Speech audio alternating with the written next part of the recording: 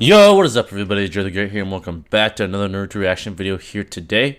And today we have yet another video by NCHAMMER23, and as you can tell the title, this is Who is the strongest person in Naruto? Alright, so folks, looking at this question, in my estimation and from my deduction, it is pretty canonical who is the strongest Naruto character ever, at least up until this point in Boruto, right? To me, and I believe to most people in the Naruto verse, that would be Baryon Naruto, right? He defeated the stated strongest villain ever, Ishiki Otsotsuki. So it is only rational to deduce that Baryon Naruto is hence the strongest Naruto character of all time. But however, some people don't take certain things as empirical data or empirical information. So you have some individuals that don't believe that Baryon Naruto is the strongest ever, which is beyond me. I don't understand it quite myself. I'm actually very intrigued to see what NC Hammer says on who is the strongest person in Naruto. He seems to have some knowledge, and we'll see what he has to say today. But before I begin, anyways, really appreciate, hit that like button, turn on bell notifications, stay up there with yours truly. And if you're new and you enjoy, man, and you mess with the kid, make sure to hit that sub button, because once you do, become part of the family forever. But let's not waste any more time, screen. Let's see what NC Hammer says today. There are a lot of things in the anime world that people just seem to not be able to agree upon. And I usually tend to avoid these topics. Sometimes. Especially if there's not a true right answer. One of these topics has been weighing a little heavily on my mind recently. And I figured, well, I know enough about the show that I can make an informed opinion that may be correct here. And some of the opinions that I say you may not agree with, and that's totally fine. That's human nature. I think it's actually important for both of us to realize that a difference of opinion is important. You shouldn't become the hollow echo of an opinion you heard from somebody you respect, but maybe use the information. I know it just started, but I have to state this. It's not about echoing the opinion of someone else. It's about establishing the most reasonable conclusion when it comes to anime. It's not about echoing someone else's opinion. It's about using objective, rational, and when you can, empirical ways of deducing the best and most possible outcome or claim or whatever the case may be. So if someone has a claim that is backed up by solid rational and or empirical knowledge, right, then it would only be reasonable to agree. So it's not a bad thing to agree with what's universally claimed if that claim has solid pillars of rationale. Something to think about. And knowledge that I have access to inform opinion of your own. So without further ado, let's get into the Otsotsukis ranked and explained. But before we start ranking or explaining anything, guys, please, for me, like this video, subscribe to the page, and hit that noti bell. And since we're talking about ranking and explaining, why don't you go ahead and explain to me why you haven't followed what's soon to be the #1 gaming channel on YouTube? That's right, it's NCGamer23. But for real though, if you want more NCGamer23 content, go ahead and follow that page if you play video games. So, the Otsotsukis, ranking them is somewhat controversial for a reason. In most situations of power ranking within the same universe, most people tend to agree. Most people hold the same regard of the Hashira's strength and the Phantom Troop's strength and the Akatsuki's strength. Or maybe I don't know about that one. I don't know about that one. This person is the strongest. This person is the weakest. But the problem is with the Otsotsukis is that there is a lot of very conflicting data. Most of the information we know is either conflicting or non-absolute, or is left heavily up to interpretation. So while some lists of the Otsotsukis ranked by strength may look very similar, there's a lot of variance, at least as far as power ranking groups in anime goes. I feel like I need to add the caveat here that I'm only going to be talking about people whose last name is Otsotsuki, which means I'm not going to be including Jubidara or Jubito to the list. They're not they don't compare anyway. So, they don't compare anyway. With all of our preamble done, let's get to ranking and explaining. Fortunately, the bottom of this list is pretty well agreed upon. Well, it's actually not necessarily true. It's actually not agreed upon at all. It depends on who you're looking at. But I personally believe that the weakest members of the Otsotsuki were Indra and Ashura Otsotsuki. Now, the reason that this is a somewhat controversial take is because there's not a whole lot of information on the strength of Indra and Ashura. Yes, we've seen them fight each other, but we really haven't seen them fight against an Otsotsuki level threat. I mean, Indra and Ashura could be insanely powerful, we just don't have enough information on them to make that assertion. So the real question becomes, which of these two is stronger? Well, Indra was the firstborn of Hagoromo, and while he was originally thought to be the proper inheritor of his father's teaching because he was so talented when he was born, as time progressed, things changed. You see, Indra wasn't always a hateful person. In fact, in his childhood, even after his mother was killed, he developed malevolence. He developed malevolence, which is why Ashura was picked. His predecessor in the Great Sagedom. So Hagoromo taught both of them ninju, which is essentially half of ninjutsu. Essentially, in order to mold chakra to create ninjutsu, you need to combine your physical strength with your spiritual strength. Ninju is only spiritual strength. But since we're talking about ninjutsu, we should talk about its origins. While learning ninju, Indra actually realized how to apply his physical strength to ninju and mold ninjutsu. And this had people super interested because now ninjutsu could be used to make life easier around the village. And in the beginning, that's what ninjutsu was used for. Lighting fires, collecting water, those kinds of things. You see, ninju is just being tapped into the spiritual plane of the world. But as time progressed, Indra realized that people were focusing more on the physical strength building than the spiritual prowess that was necessary for ninjutsu. And this irked him because he realized it was largely important to focus on your spiritual power by meditating or practicing. And this pet peeve grew larger when Black Zetsu would continually approach him about the fact that he was so talented in creating ninjutsu that Black one day Zetsu he'll probably surpass the Sage of Six Paths himself. This got worse once he awoke in his Sharingan, and he began to take heed to the words Black Zetsu was saying. This led Indra to become more closed off, more isolationist as he focused on getting himself stronger. And after Ashura and Indra both reached an age where they could take over for Hagoromo, Hagoromo assigned them a mission. Both of them were assigned to help a foreign land that needed reviving. When Indra got to his foreign land, he realized that the land was actually very fertile, but there was a god tree sapling that was killing all of the farmers. So Indra used his Sharingan on everybody in the village and made them destroy the sapling and discover water. And he was back in like a week. Now Ashura had been gone for years, trying to revive this infertile land. But when Ashura returned, he brought a lot of people with him. You see, because Ashura had collaborated with the locals in order to create fertile land, while Indra had just used control. This led Hagoromo to the decision that Ashura should in fact be the inheritor of his will. This flew Indra into a rage that was stoked by the words that Black Zetsu was whispering into his ear. So Indra was basically like, it's wartime now,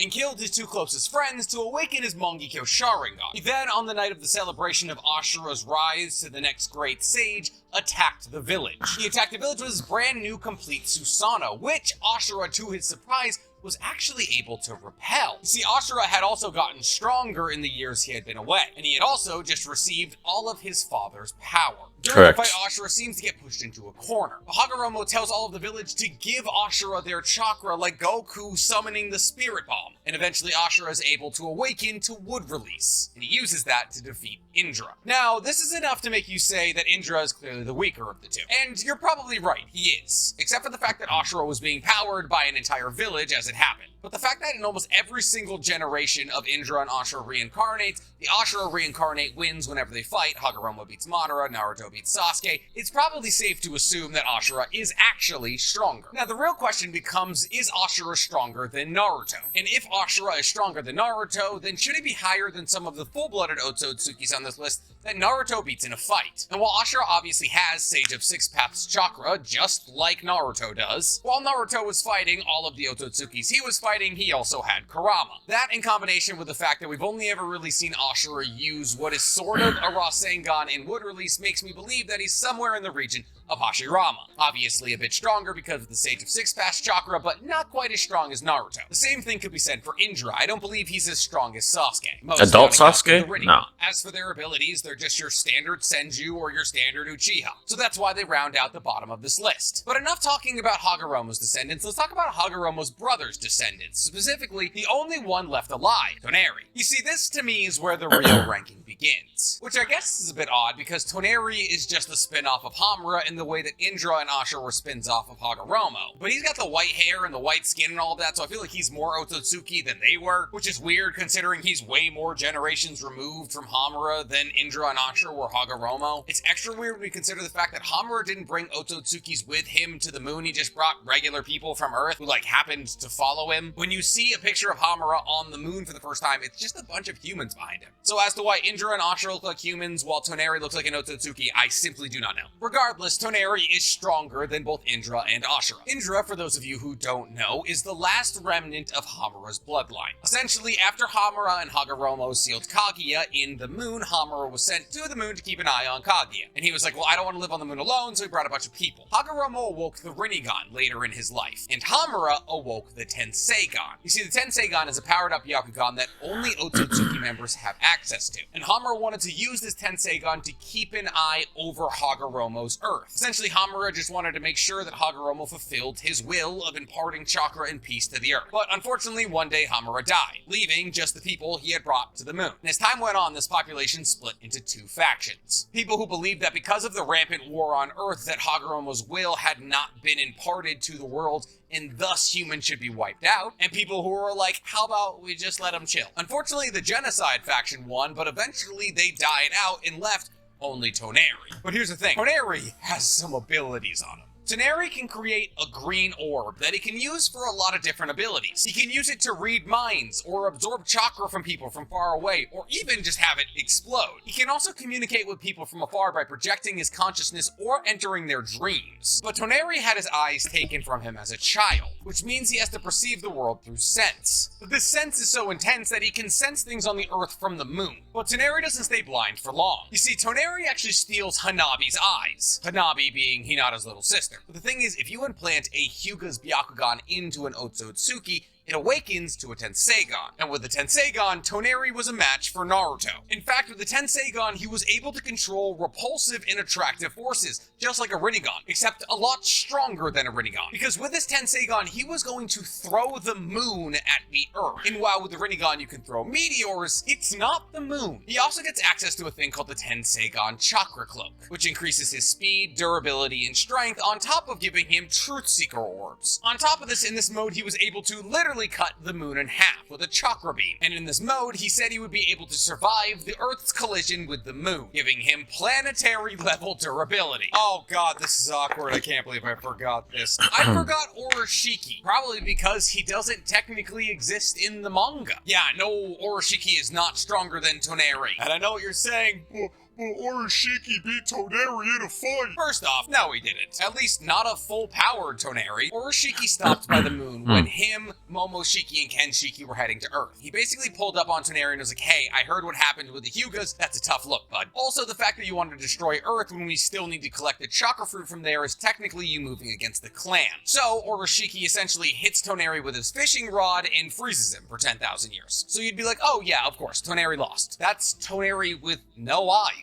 You give Toneri the Tenseigan, he is absolutely running Ishiki's fade. Well, this is going to be out of order now, but let's cover Ishiki and why he loses to Toneri. Ishiki is an anime-only character in Boruto, and let's not get it twisted, he is powerful. Ishiki actually has a very interesting ability. Ishiki essentially has a chakra fishing rod that he can use to sling through incredibly strong defenses and steal chakra from people. He then stores this chakra in a gourd that he can reach into later and eat. Should he eat, let's say, Gaara's chakra, he can then use magnet release. If he eats Kurama's chakra, he could up his healing factor. And because of this, he technically has unlimited abilities. On top of this, he actually had puppets that he could control without chakra threads and from vast distances away. And towards the end of his life, he enters a transform state, a lot like Momoshiki. And in this form, he can generate black receivers and do massive chakra blasts. But his biggest ability comes in the form of his Rinnegan. More in the fact that he can change his Rinnegan to basically whatever he wants. You see, he has his 6-tome red Rinnegan, very similar to Sasuke's, which allows him to use a move called Yametsu Hirasaka. This is a space-time ninjutsu that allows him to travel between dimensions, a bit like Kaguya's ability. He can also turn his Rinnegan to a blue one, and this is also a space-time ninjutsu that allows him to warp back time a couple of seconds, which makes him seem like he can see into the future. Essentially, let's say you're about to punch me, I can warp back to when your hand was here,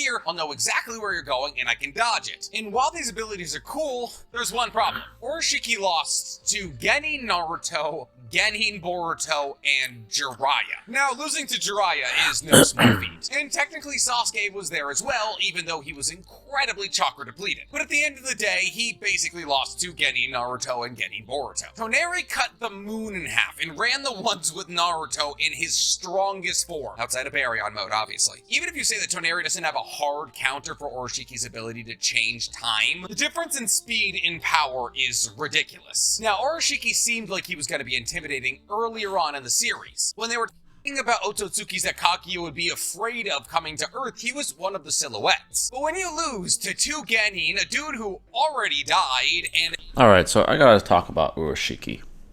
Obviously, you could claim that his whole character and abilities, it's not canonical, right? He's not even in the manga. However, I believe, now correct me if I'm mistaken, if you want to stick to this, there is a statement that says he's the strongest Otsotsuki, I believe. Correct me if I'm mistaken. So if that's the case, he is stronger than Toneri. Either way, I think bringing up Oroshiki opens up a very difficult can of worms, because yes, he loses to Genin, Naruto, and Boruto, and Jiraiya, who should not be anywhere near the level of an Otsutsuki. Right? It's just very inconsistent with what an Otsutsuki should bring to the table. In Boruto, there's just wacky power scaling, inconsistency that logic can't really dig your way out of. So there's a statement that says he's the strongest Otsutsuki, yet he loses to Genin, Naruto, and Genin, Boruto. Right? There's an inconsistency there. Because then if that's the case, then we would be claiming Jiraiya, Naruto, and Boruto are stronger than Otsutsuki, as specifically Naruto and Boruto as children. That's very inconsistent with the story, right? Because Naruto was fodder to Madara at the beginning of the war arc. So if he's stronger than Otsutsuki, why would Madara be a challenge? So you get inconsistencies here. Either way, I don't think Oroshiki is the strongest person in Naruto, despite the statement. And again, he's not even canonical to the story, right? Because he's not in the manga. Some people are going to say, well, maybe he's canonical in the anime. I don't even know if that's the case. In my opinion, now this is headcanon, that whole arc of Boruto going back in time was kind of a fan service. It was a fantasy that came to reality for the fans, right? And they gave it a happily ever after ending with Naruto and Boruto working together to stop him when he's quote-unquote the strongest Otsutsuki. In my opinion, the best way to deal with this weird event, or these weird series of events, is just not even to mention Oroshiki. Honestly. It's just a mess when you bring him up. It's a mess. That's just my opinion. I would have even put him in this video, honestly. A depleted Sasuke, it's just tough to say you're going to be one of the strongest. Okay, so now to clear up some confusion, we are now going Indra, Ashura, Oroshiki, Toneri. And since we're talking about Toneri, it makes sense that the next person on the list would be somebody who essentially has Toneri's whole kit, but did it a bit better, Hamura. You see, Hamura's whole thing was the fact that he had the Tenseigan. He didn't get the Tenseigan until much later in his life when he ascended to the moon, but the fact that you get it at all is still saying a lot. Hamura is also the first person on this list who has actual fighting experience against other Otsotsukis. Hamura and Hagoromo fought Kaguya, their mother, for months until they were able to seal her, meaning that Hamura is almost relative to Kaguya. Obviously, this feels like a bit of a stretch because it was a 2-on-1 and Hagoromo is the more powerful out of the two, but the fact that he could bang with Kaguya, who did eat the chakra fruit of Earth, means a lot in terms of his strength. You see, Hamura and Hagoromo were the first people ever born with chakra on Earth. But here's the thing, Kaguya didn't know that they were going to be born with chakra, and Kaguya wanted all of the chakra to the Earth to herself. So when Kaguya had 2 kids who had chakra, she reverted back to the Ten Tails. Because back in the OG days of Naruto Shippuden, a God Tree seed would have to fall off a comet onto a planet, and then Otsotsukis would travel to the planets where these seeds fell off, and then they would eat the chakra fruit of this God Tree. So the story that we got was Kaguya descended down to Earth in order to chase this God Tree. When in reality, what actually happened was more likely than not Kaguya jumped Ishiki and then used his legs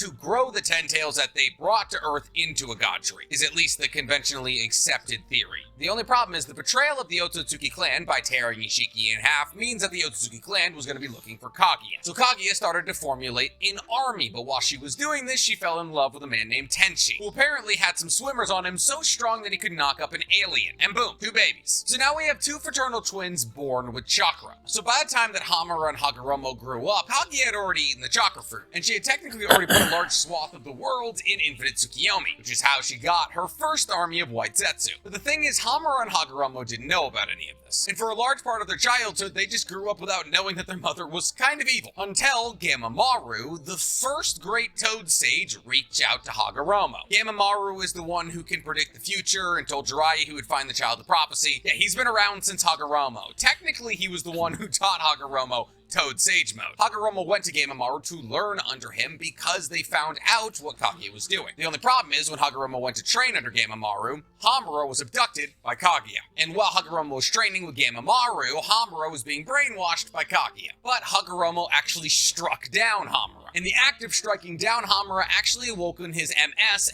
and his Rinnegan. He then healed Hamura with a special tag given to him by Gamamaru, and Hamura and Hagoromo began their months-long battle against Kaguya, and eventually sealed Kaguya as the Ten Tails into Hagoromo, who later used Creation of All Things Jutsu to make the Nine-Tailed Beast and then put the Ghetto statue on the moon. The Ghetto statue, of course, being the husk of the Ten Tails. So technically this husk of the Ten Tails is Kaguya, and that's why Hamura goes to the moon to keep an eye on that. You see, the difference between Hagoromo and Hamura is that Hamura only ever had the Byakugan, at least until he awoke to the Tenseigan. And as the wielder of the Tenseigan, he had all of the abilities that Toneri had. Tenseigan Chakra Cloak, Truth Seeker Orbs, all that. But a common misconception from people who haven't seen Naruto the Last or just simply forgot about it is that Hamura is any really different from Hagoromo. By that I mean, Hamura was also able to transcend death, space, and time. Hamura is able to project his consciousness many, many years after his death to Hinata, who transfer his chakra to her so she is able to destroy the Tenseigan. This is no different from what Hagoromo does with Naruto and Sasuke. So while yes, Hagoromo is more likely the more powerful of the 2 brothers, Hamura is also not to be messed with. By entering a different spiritual plane after death that you can transcend and basically bend reality, that makes you very scary. But unfortunately, Hamura just missed some of the hacks that Hagoromo ended up with, like Creation of All Things, which is basically how Izanami and Izanagi were created. But we'll cover those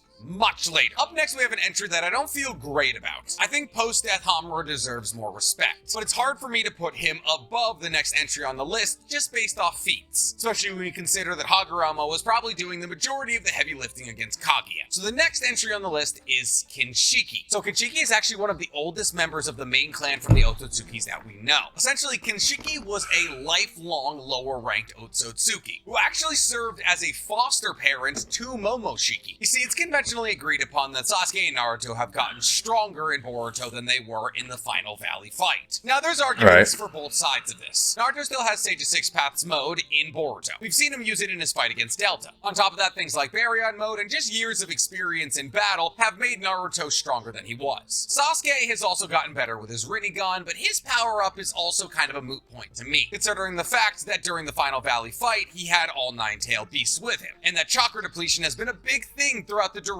of Boruto for Sasuke. But once again, Sasuke himself has said that he's gotten stronger since the end of Shippuden. And the events of Sasuke Retsudan and a couple of light novels would point in that direction. So the fact that Kinshiki was able to fight this adult Sasuke to a relative stalemate in the beginning of the Boruto movie is a lot of points for Kinshiki. On top of this, you take into account the fact that Kinshiki was able to battle multiple Kage-level threats during the fight. I would argue that was Sasuke kind of testing him. I don't think that was Sasuke going all out, though. This generation's but yeah, Kage still impressive either way. Threat. I mean, It would have Chojuro was there. pressed him a little bit. Kinshiki has the Byakugan, like every other Otsotsuki, has shown some of the highest limits of raw strength out of any Otsotsuki we've ever seen, being able to cut down a god tree with one swing of his halberd while he was almost dead. On top of this, Kinshiki can absorb any ninjutsu and transform it into red glowing chakra weapons. He can cloak himself in purple electricity much like Madara, and can use space-time ninjutsu to teleport himself places. The reason that Kinshiki is so high on this list is the fact that he fought toe-to-toe with Sasuke. A Sasuke who might be more powerful than Naruto was in the last, meaning that he's probably stronger than Toneri was in Tenseigan mode, and therefore by extension, stronger than Hamura. There's also the fact that he's helped Momoshiki consume at least 9 worlds. I say at least 9 worlds because we've seen Momoshiki's planet and there's 9 god trees growing from it, which would imply to us that Momoshiki has eaten the chakra fruit of 9 planets. But enough about Kinshiki. His biggest contribution to Naruto was fusing with Momoshiki, who is actually next on our list. Yeah, that's right, I didn't say Kaguya. You see, this right here is one of the biggest points of contention in the Naruto community. Who's stronger, Kaguya or Momoshiki? A lot of people will say I stand on the wrong side of history for this, and I would like to preface that I believe that a fight between the two of them could go either way any day of the week. But here's my thing. Essentially, the reason that people say Kaguya is weaker than Momoshiki is more or less hearsay. Obviously, yes, there's the fact that Momoshiki has devoured 9 planets, so logic would dictate that 9 is greater than 1. But a large part of Boruto is explaining the fact that not all god trees and not all chakra fruits are equal. Everyone's always talking about how, oh, if I fed Kawaki to the god tree, it wouldn't be as good of a chakra fruit because he's not a full Otsotsuki. And therefore, the strength of the Otsotsuki you're feeding to the Ten Tails to make the god tree to make the chakra fruit is very important. On top of that, the amount of chakra leached from said planet in order to feed that chakra fruit is also very important. And mind you, Kaguya ate Earth's chakra fruit, which was fed by Ishiki, who is undoubtedly stronger than Kinshiki. So is it insane to assume that Kaguya's 1 chakra fruit is stronger than Momoshiki's 9? I don't believe so, and let's get into why. You see, the reason that people assume that Kaguya is weaker than Momoshiki is cobbled together with a couple of points. One, in Sasuke's light novel, Sasuke said that he would protect the world from a Kaguya-level threat. People interpreted this passage as Sasuke saying he could solo a Kaguya-level threat, but the way that I see it is it's just Sasuke saying that he would protect the world to the best of his abilities. Here, I'll read the passage to you. The idea that there's a being that could threaten even Kaguya, and it's going to appear in this land. Did that mean that the day was coming when the peace they had finally obtained would be disturbed? Was the future people were walking towards now going to be destroyed once more? But Sasuke shook his head no. He wouldn't let it happen.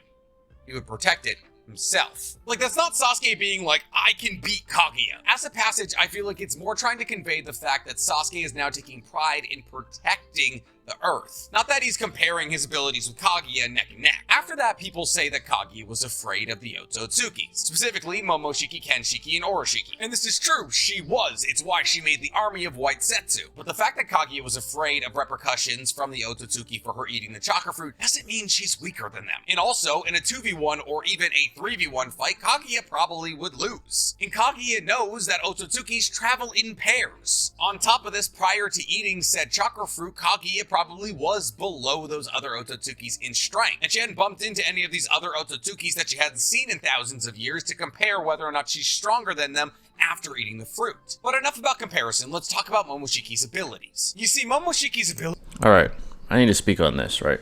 So Momoshiki and Kaguya are compared quite a bit, right? So,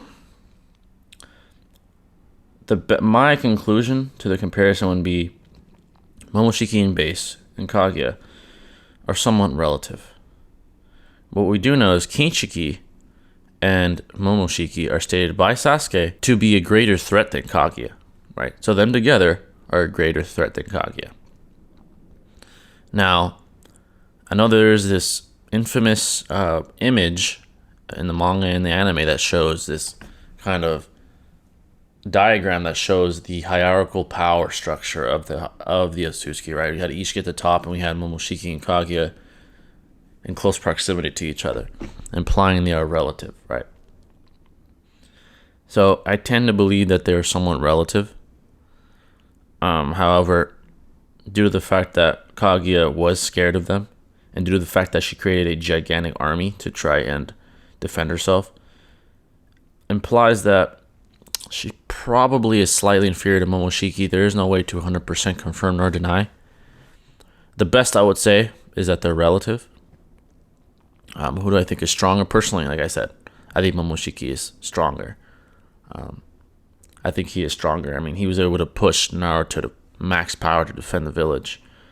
He had to protect the village from that gigantic power that Momoshiki was using when he ate some chakra, right? He had enough power to make this gigantic ball of energy that probably would have wiped out a large portion of the village, probably the entire village, and probably much more than that.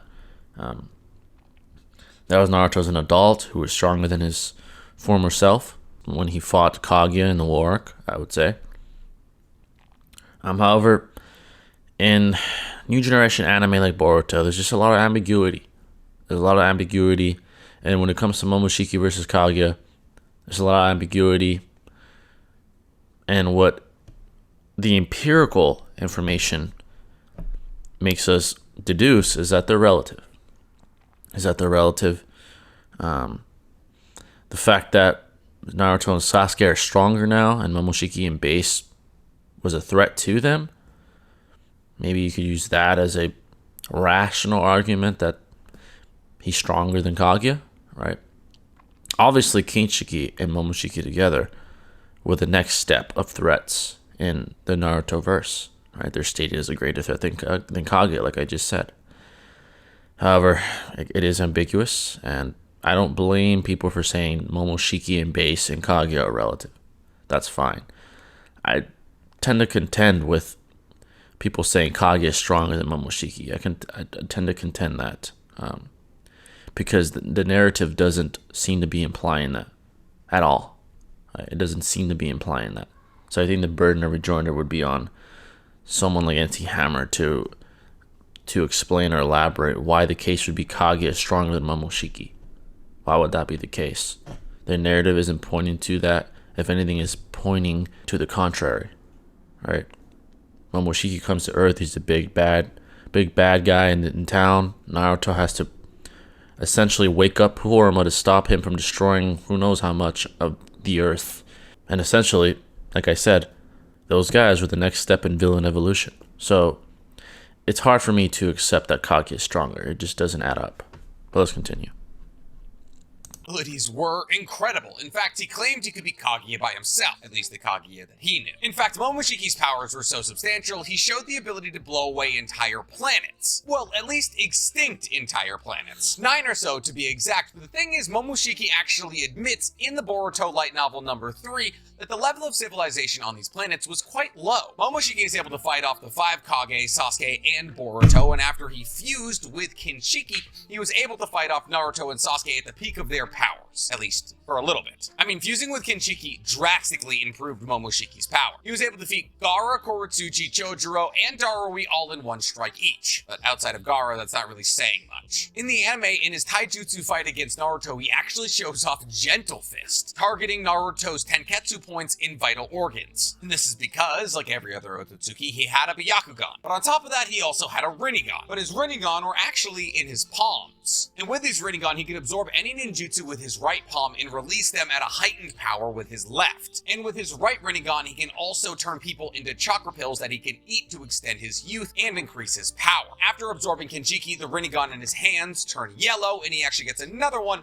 in his forehead. And at this point, he's able to make black chakra receivers. Absorbing Kinshiki gives him something else as well, the ability to make Kinshiki's red glowing weapons. And because Momoshiki technically has the ability to absorb any ninjutsu and fire it back, he has all nature transformations. So all in all, he is an incredibly intimidating foe. Here's my thing, Momoshiki dies. Momoshiki is killed by Naruto and Sasuke, and Boruto, I guess. Not sealed, not sent away, doesn't retreat, he dies. And that's saying something. And people can be like, oh, well, yeah, but they needed hacks to beat Momoshiki. No, they didn't. Naruto and Sasuke beat down a fused Momoshiki until the scientist dude threw a bunch of extra jutsus at Momoshiki and saved his life. They then had to beat Momoshiki again. Yes, Momoshiki is powerful, but to say he's stronger than Naruto and Sasuke is just not true. Now, you know who was stronger than Naruto and Sasuke? Kaguya. And obviously, Naruto and Sasuke and Boruto are about 2.5 times stronger than they were in the war arc.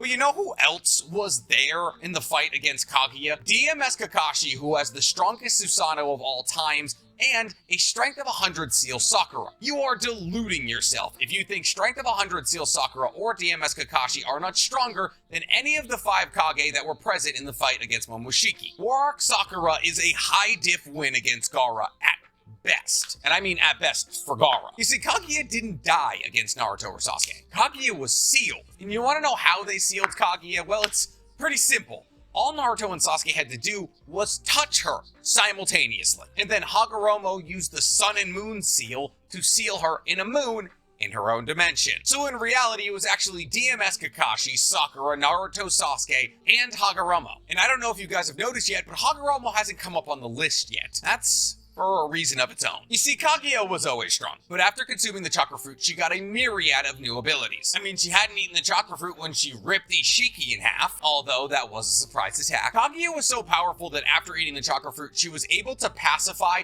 the entire world, which was stuck in the middle of a war-torn era. In fact, she pacified them so well they revered her as a god. Hagoromo praised her as the mightiest person on Earth, saying that her might was greater than both his and Hamura's combined.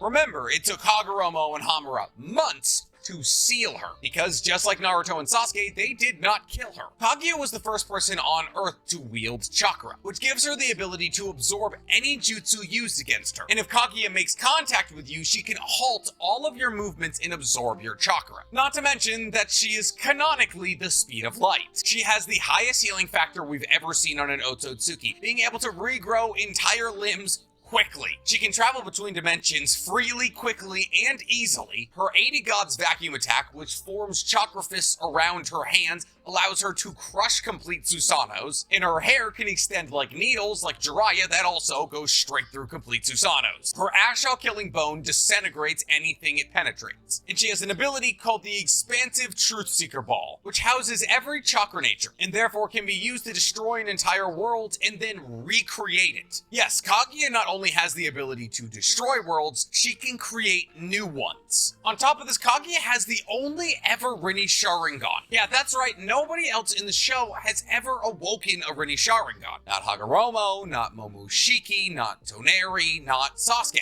Sasuke has a 6-tome Rinnegan. It's different, somehow. But this Rinne Sharingan gives Kaguya the abilities of a Sharingan, allowing her to track movement and chakra, which she didn't really need because she already has a Byakugan, 2 to be exact. And this Rinne Sharingan allows her to put people in Infinite Tsukiyomi and travel between dimensions instantaneously. Yes, there is evidence that Momoshiki is stronger than Kaguya, but I also believe there is stronger, more important evidence that Kaguya is stronger than Momoshiki. I disagree. But at the end of the day, I believe it's coin flip, and I just like Momoshiki less than I like Kaguya. And next up, pseudo finally, we have Ishiki. Now, Ishiki is undoubtedly the strongest Otsotsuki we've ever seen. Sorta. We'll explain in a minute. Ishiki came to the Earth thousands of years ago with Kaguya, and as the higher-ranked Otsotsuki, the plan was to feed Kaguya to the Ten Tails in order to grow the God Tree. But Kaguya was sick of being fed to the Ten Tails, and honestly, who can blame her? So she jumped Ishiki and actually fed his legs to the Ten Tails. Maybe. Once again, just a theory. Ishiki then kind of had to crawl away in order not to die, and eventually found Jigen, a monk, who he shrunk himself down and decided to live in the brain of. He then spent the next hundreds to thousands of years A, recuperating, and B, trying to get a karma marking on somebody. That somebody ended up being both Code and Kawaki. But Code was the recipient of a white karma marking, meaning that Code cannot bring Ishiki back to life, but he does still have all of Ishiki's abilities. But Kawaki can be used. Now, why do we know that Ishiki is much more powerful than any other Otsotsuki we've ever seen? Well, feats, mostly. Jigen's body, which was heavily augmented by Amado, that he's the strongest villain ever. The sheer power of Ishiki wasn't enough to show off Ishiki's full might. Essentially meaning that while Ishiki was in Jigen, he was limited, which was insane because Jigen was incredibly powerful. So powerful, he ran Naruto and Sasuke's fade like it was nothing, really. Well, Naruto and Sasuke had to be brought back from the brink of death by Sakura. Amado explained to Naruto and Sasuke that if Ishiki's powers were let loose, he could destroy the world and nobody could really stop him. Jigen, even while heavily weakened after his fight against Sasuke and Naruto, was able to go toe-to-toe with Kashin Koji, who was a clone of Jiraiya, except the difference between him and Jiraiya is that he's a perfect sage. And I'll remind you that Jiraiya, in the pseudo kind of past, managed to kill Urashiki basically by himself. I mean, Jigen was so powerful, he literally snatched Sasuke out of a Susanoo. Using Urashiki is very Naruto had to use Baryon mode, which was the colliding of his and Kurama's chakra together to make a new form of energy in order to occupy Ishiki long enough for Ishiki to die. You see, the only reason that Ishiki lost to Baryon mode Naruto is because the collision of these two chakras and the destruction of said chakra was kind of bad for Ishiki. Essentially, since chakra was being destroyed in Baryon mode and all chakra is connected, A connected punch between Naruto and Ishiki would actually destroy some of Ishiki's chakra, and Ishiki didn't have long to live. In fact, he only had a couple of days. So every punch from Naruto shortened Ishiki's life. And if Ishiki didn't only have 3 days to live, this wouldn't have been a problem for him. He would have just lived a week less, but he still would have been able to defeat Naruto. But instead, because of the time constraint on his life, Naruto was able to win, and that cost him trauma. Not to mention, Sasuke got absolutely ragdolled. But why is Ishiki so powerful? What are his abilities? Well, like a lot of other Otsotsukis, he's able to use space-time ninjutsu. Essentially, Ishiki has his own dimension, and in this dimension, he was able to keep a Fuin jutsu so powerful he could seal Naruto. But Ishiki's true ability came in his dojutsu, specifically the dojutsu in his right eye. With Ishiki's right eye, he could perform a jutsu called Sukuno Hikona, an ability that allowed him to shrink himself or any non-living object instantly to either half its original size or literally microscopic. But he can also unshrink said objects. He also has an ability called Daikokuten, which allows him to store said shrunken objects in his own personal dimensional pocket, where he can just put you forever. Well, not you, because you're a living object, but like a glass of wine. And he can pull these objects out of this dimensional pocket and put them wherever he wants. And after he pulls them out of the dimensional pocket, he can return them to their original size, which allowed him to fire massive black rod receivers at people that they couldn't perceive, because he can just summon them in you. And on top of all this, in his left eye, he has a Byakugan. While Ishiki's abilities may seem less complicated than the other Otsotsukis on this list, his feats alone point him as the top Otsotsuki we've ever seen. I mean, he's so obviously stronger than Momoshiki, because Momoshiki lost to the people Ishiki ragdolled. But I would love to see a fight between him and post-Chakra Fruit Kaguya. I think it would be He fucking ragdolls Kaguya. Now, I know what you're thinking. We're missing somebody on this list. And you're right, we are. And it's somebody we've been talking about the entire video. That person is Hagoromo. And I know what you're saying, Nick, there's no way Hagoromo is stronger than Ishiki. He's literally the son of Kaguya who's weaker. And that's fair, except I'm not talking about living Hagoromo. No, I'm talking about post-death Hagoromo, which is why this entry has a small caveat. Obviously, Hagoromo after his death isn't going to go off and fight anybody. We don't even know if he has a corporeal form, but there are things about the way that post-death Hagoromo is set up that make me believe he could be the strongest Otsotsuki ever. I mean, he is technically referred to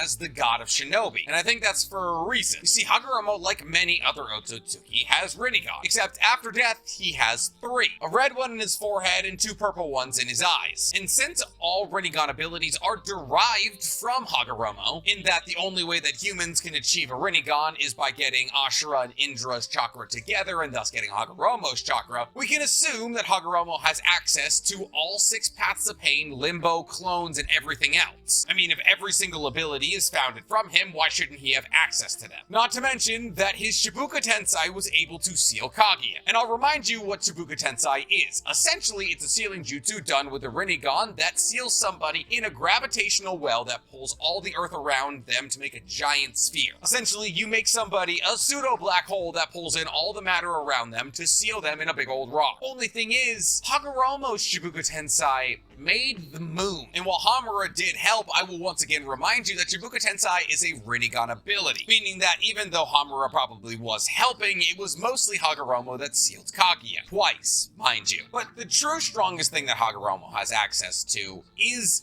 creation of all things jutsu. You see, this is why he's referred to as the god of shinobi, because like there's several guys called that, doesn't mean they're the strongest. He wants. If Hagoromo has enough chakra, he can make anything he needs. He was able to project an image in his mind of the tail beast and use the 10-tailed chakra in order to create them. Not to mention that Izanagi and Izanami are both based off the creation of all things jutsu. Essentially, by blinding an eye, you are able to tap into creation of all things, which allows, in the case of Izanagi, a user to rewrite reality, essentially erasing your body, which is about to die, and creating a new one somewhere that's safe. But Izanagi actually isn't limited to just saving yourself from Susanoo arrows. You can bend anything in reality around you for a minute, or any amount of time depending on how much chakra you have, or how much of Indra and Asha's chakra you have. But here's the thing, he wouldn't go blind from using creation of all things jutsu, meaning that technically he has infinite access to reality bending, as long as he has enough chakra. And not to mention, like earlier when I said that Hamura was able to transcend death, space, and time in order to talk to Hinata, Hagoromo was also able to transcend death, space, and time to talk to Naruto and Sasuke separately, simultaneously. He is then able to give away chakra because he is technically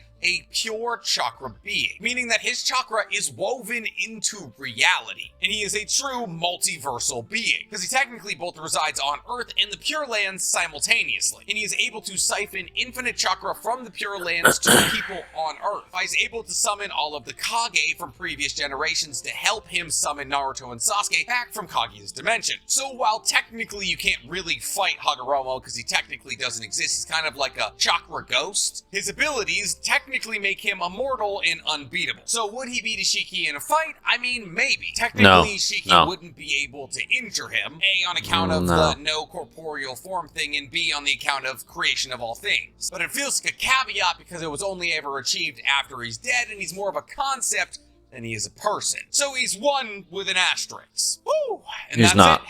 That is all. He literally states his mother is stronger than him. No.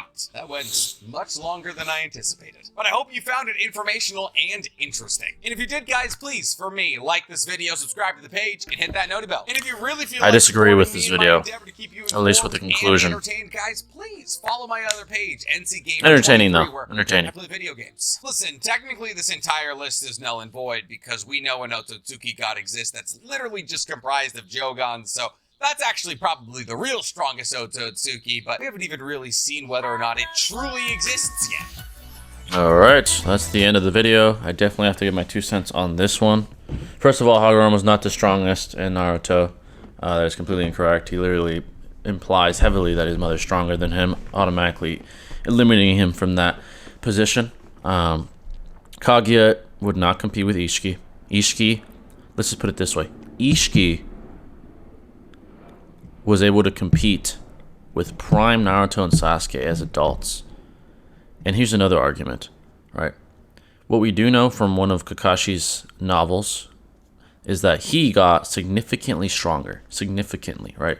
So from that, we can imply and we can safely deduce that Naruto and Sasuke, since Naruto Shippuden, are significantly stronger. Significantly, meaning several times stronger, right? Just like Kakashi, who's older and doesn't really even need to do it no more. Naruto and Sasuke are the protectors of Earth. So it is very easy to deduce that they have gotten much stronger, right? Sakura as well. So the whole argument that NCHAMMER used comparing Momoshiki's fight versus Kaguya's fight is fallacious, because yeah, she fought Naruto, Sasuke, Kakashi, and Sakura, right? She did fight them. However, much weaker versions. Much weaker. And now Momoshiki fought Naruto and Sasuke plus the other 4 Kage. Right? And the fact that the 4 Kage are possibly weaker than Sakura and deem as Kakashi does not automatically imply that Kaguya is stronger than Momoshiki. That's fallacious. Naruto and Sasuke are much stronger than they were when they fought Kaguya. So that offsets and negates his point. NCHAMMER has tried to paint this narrative that Kaguya is like damn near Ishiki's level. That's just not correct. It's not correct. The whole narrative is implying an increasing threat and foe as time goes on. Right? Start from the very beginning of Naruto. You have people like Zabuza. Then later on, you get into people like Gar, who's a Jinchuriki, and then later on, you get into Akatsuki members, and then you get into Obito, and then you get into the War Arc, you get into Madara, Jubito, Jubidara, and then Kaguya, and then you get to Boruto, and then you get to the Kara, and then you have the first big Otsutsukis come to Earth, Momoshiki and Urashiki. Later on, you deal with Ishiki, who's stated to be the strongest villain currently of all time. It's as simple as that. It's a simple upward trend in difficulty and power, etc. So, to imply that Kaguya is near Ishiki's level is just fallacious. It's not correct at all. The strongest person in Naruto is Baronmo Naruto.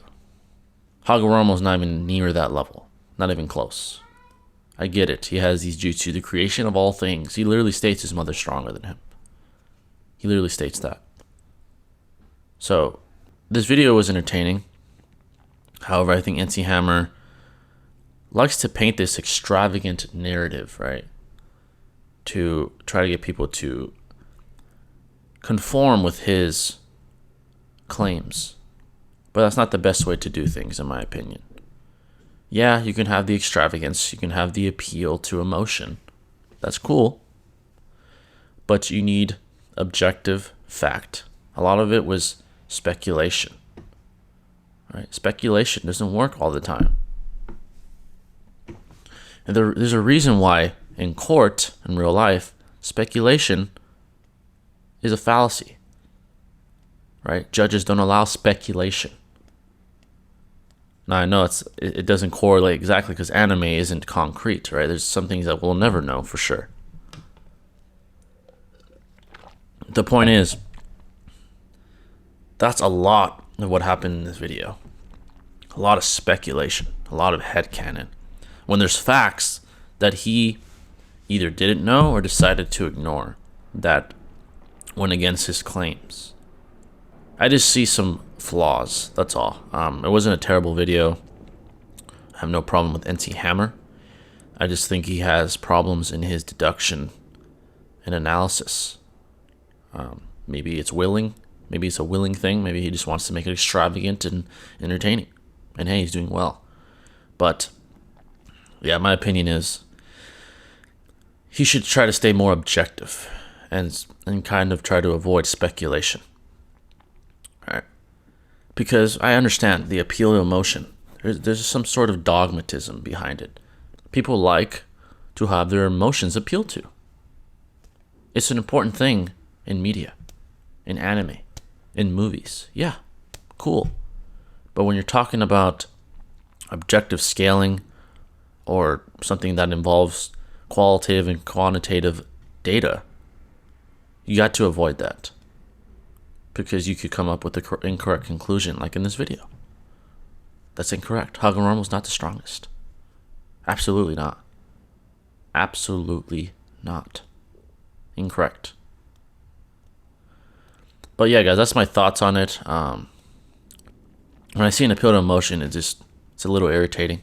A lot of appeal to emotion, a lot of speculation. That's just my assessment of it. Let me know your thoughts on it, folks, in the comment section below. I'm always interested to hear your guys' thoughts. Do you think he was on? Maybe I'm off. Maybe I'm being biased. I don't know. Let me know. I'm always interested to hear your guys' thoughts.